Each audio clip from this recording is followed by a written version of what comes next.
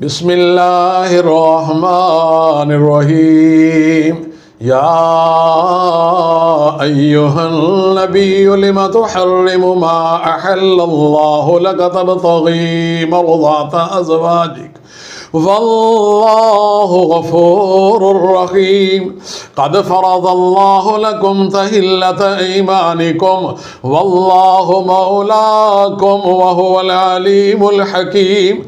وإذ أسر النبي إلى بعض أزواجه حديثا فلما نبأت به وأظهره الله عليه عرف بعضه وأعرض عن بعض فلما نبأها به قالت من أنبأك هذا قال نبأني العليم الخبير.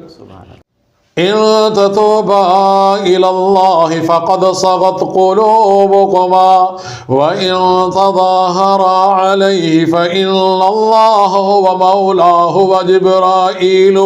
وجبريل وصالح المؤمنين والملائكة بعد ذلك ظهير. عسى ربه إن طلقكن أن يبدله أزواجا خيرا منكن مسلمات مؤمنات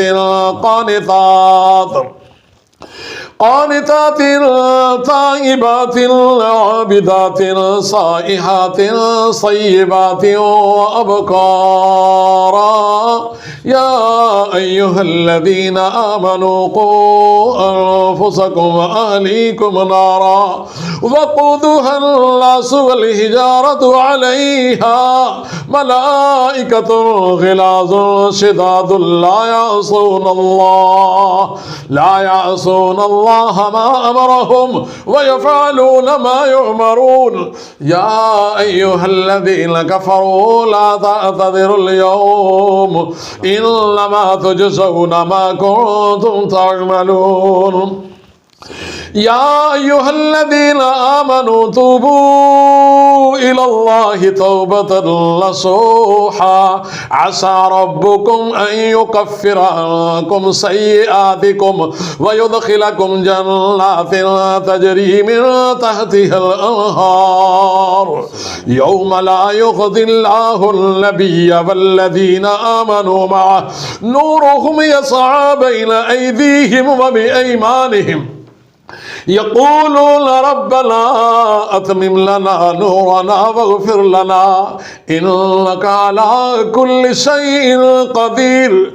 يا أيها النبي جاهد الكفار والمنافقين واغلظ عليهم ومأواهم جهنم وبئس المصير.